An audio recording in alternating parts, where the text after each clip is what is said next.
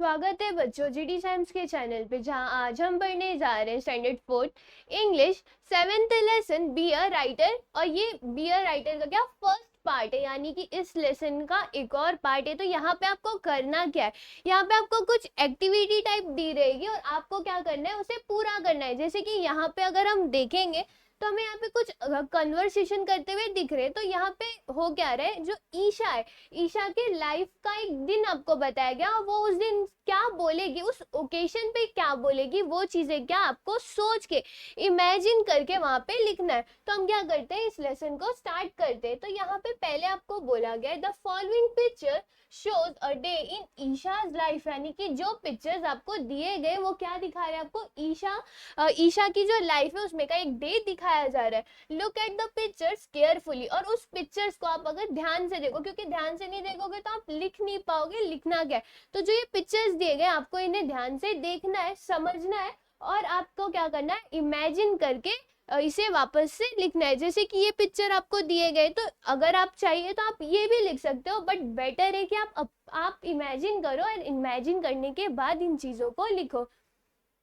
Guess, using your imagination, guess what Isha must have said or will say on each occasion. Then write the complete conversation in your notebook. यानी कि अब आपको क्या करना है, आपकी इमेजिनेशन, इमेजिन करना है, सोचना है और फिर क्या करना है, आपको सोचो कि ईशा क्या बोली होगी, उसने क्या किया होगा, हर एक ओकेशन पे हर एक चीज जो दी गई है उस पे ईशा क्या कर रही होगी, ईशा क्या बता रही होगी, क्या बोल रही होगी, वो चीजें आपको सोचना है। और फिर आपको क्या करना है, इस कंप्लीट कन्वर्सेशन को, इस कंप्लीट स्टोरी को आपको आपके नोटबुक में लिखना है। पहले आप क्या करोगे, पहले आप टेक्स्ट बुक में लिखोगे, देन आपको कहाँ लिखना है, इसे नोटबुक में लिखना है। तो पहले का अगर आप यहाँ पे क्लॉक देखोगे तो यहाँ पे 6:30 हो रहा है, उसके बाजू में क्या लिखा है, मॉर्निंग लिखा हुआ है, यानी कि सुबह के 6:30 बज रहे। तो जैसे हम लोग जानते हैं सुबह सुबह के टाइम बच्चे उठते हैं किस लिए, स्कूल जाने के लिए। तो यहाँ पे जो ईशा की मम्मी है वो क्या बोल रही है, हरी अप और यू विल बी लेट, यानी कि वो क्या बोल रही है कि जल्दी करो वरना तुम लेट हो जाओगी। जैसे जैसे कि आप ईशा को देख सकते हो, वो टेबल पे बैठी हुई है।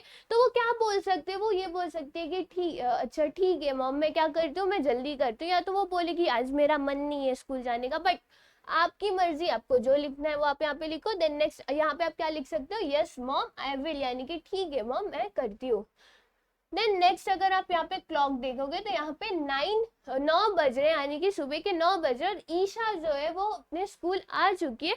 और अगर आप पिक्चर को देखोगे तो ईशा की जो नोटबुक है वो क्या हो चुकी है, वो फट गई है। और जिसके बारे में उसकी फ्रेंड उसे क्या बोल रही है, I think you should tell the teacher about it, यानी कि उसकी फ्रेंड क्या बोल रही है, मुझे लगता है कि तुम्हें टीचर को इस बारे में बता देना चाहिए। तो ईशा क्या बोल सकती है, वो ये बोल सकती है कि हाँ हमें बता देना चाहिए, किसने मेरी नोटबुक को फाड़ा होगा, या तो नोटबुक का ऐसा किसने किया। तो ये ईशा यहाँ पे क्या बोलेगी, yes you are right I will go and tell the teacher about it, यानी कि वो क्या बोल रही है, हाँ तुम सही हो, मैं क्या करूंगी, मैं टीचर के पास जाऊंगी और बताऊंगी कि ये नोटबुक किसी ने क्या कर दिया, फाड़ दिए। तो यहाँ पे आपको 2 ओकेशन दिए गए थे, पहला जो सुबह का टाइम था स्कूल जाने का टाइम, और दूसरा ओकेशन क्या है, स्कूल के अंदर का टाइम है। तो पहले ओकेशन में वो लेट हो रही थी तो क्या बोलेगी, ठीक है मॉम मैं जल्दी करती हूँ। नेक्स्ट ओकेशन में उसकी बुक का जो कवर है वो फट गया है, और जिसके वजह से वो क्या, उसकी दोस्त क्या बोले कि तुम टीचर को बताओ इसके बारे में। और ईशा क्या बोलती है कि ठीक है मैं टीचर को बताऊंगी। देन नेक्स्ट यहाँ पे अगर आप देखोगे तो 10 बज रहे, और 10 बजे यहाँ पे क्या, टीचर जो है वो निखिल को कोई तो क्वेश्चन पूछेंगे जिसका आंसर निखिल को नहीं आया, यानी कि निखिल ने उसका रॉन्ग आंसर यहाँ पर बोला है, जो कि तो फिर टीचर उसे क्या बोले, that's not right answer Nikhil ने, यानी कि निखिल ये सही जवाब नहीं है। तो इस टाइम पे अगर आपको आंसर आता होगा तो ईशा कैसे बोल, क्योंकि ईशा का आंसर आ रहा है, अगर हम पिक्चर में देखेंगे तो ईशा ने अपने हैंड को रेज किया हुआ है।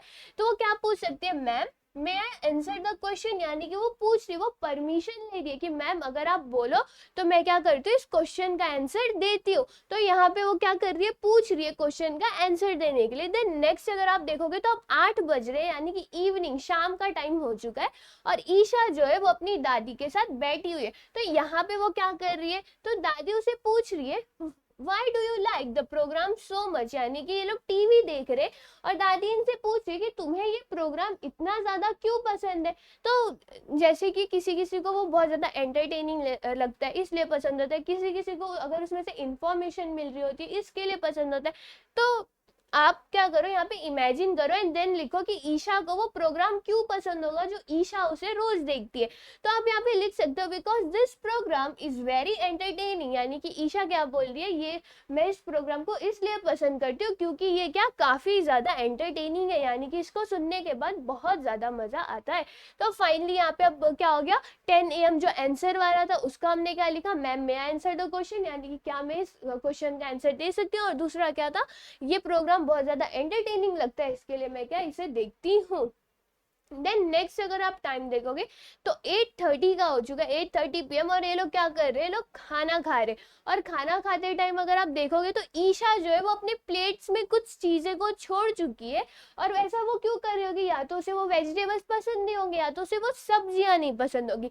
तो ईशा के जो फादर है वो उसे क्या बोल रहे हैं, you must eat everything that's on your plate, यानी कि ईशा के जो फादर है वो उसे बोल रहे कि तुम्हारे प्लेट पे जितनी भी चीजें जो भी तुमने लिए तुम्हें वो हर चीजें खानी चाहिए, क्योंकि खाने को वेस्ट नहीं करना चाहिए, अच्छी बात नहीं होती है। तो उसके पापा भी यही समझा रहे हैं उसे कि तुम्हारे प्लेट में जो भी चीजें उसे क्या करो, तुम खा लो। तो ईशा क्या बोल रही है, I don't like vegetables, Isha उन्हें क्या बता रही है कि मुझे ये वेजिटेबल्स नहीं पसंद है, बट पसंद हो या ना पसंद हो बट हमें न्यूट्रिशन के लिए वो चीजें खानी चाहिए।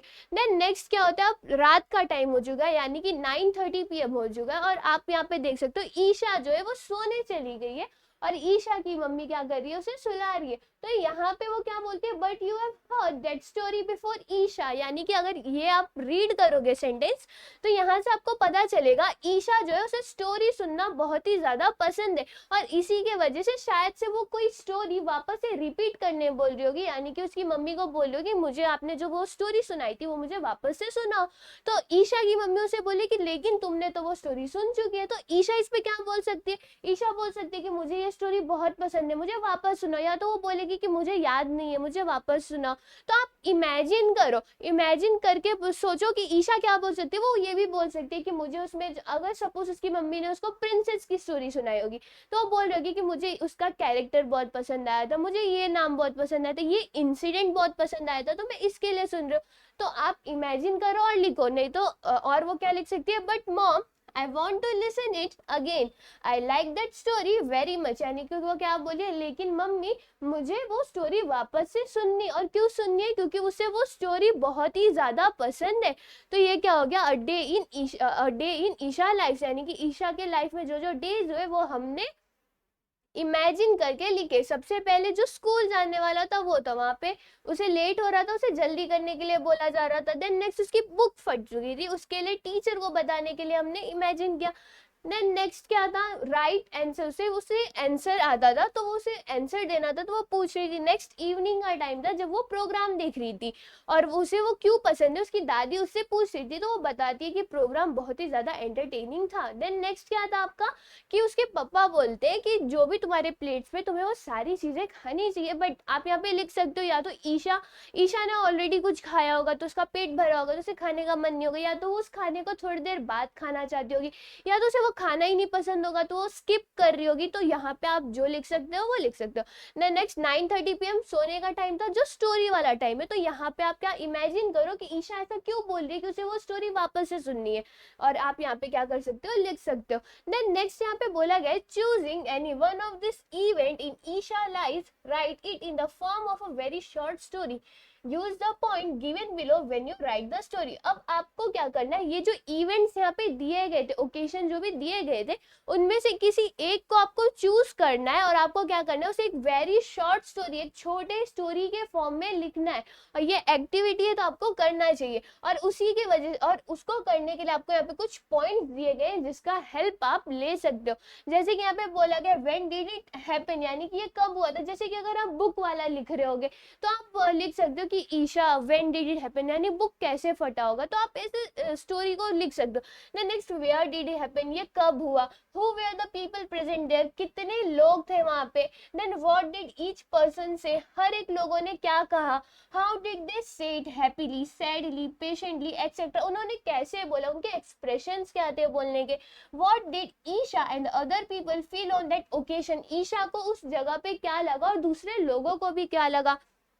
Why did a person do say feel what he she did. अब उसे पर्सन को क्या फील हुआ रहेगा जब वो बता रहा होगा उसने क्या किया। जैसे कि ईशा की बुक, तो आप लिख सकते हो कि ईशा ने अपनी बुक को क्या चेकिंग के लिए दी थी, बट गलती से एक लड़के से क्या वो बुक फट गई। तो ईशा जब नेक्स्ट डे स्कूल में जाती है तो वो देखती है बुक फटी हुई रहती है, और जब वो सबसे पूछती है कि बुक किसने फाड़ा है, तो सब लोग क्या ऐसे पेशेंटली या सैडली बोलते कि हमने नहीं किया। बट फाइनली जब ईशा सैड होने लगती है तो उसे देखकर वो आता है सामने और बता देता है कि हाँ मैंने बुक को क्या किया था, मेरे से बुक क्या हो गई, गलती से क्या हो चुकी थी, फट गई थी। तो आप ऐसे करके स्टोरीज को लिख सकते हो। आप कोई भी ओकेशन या कोई भी इवेंट ले सकते हो।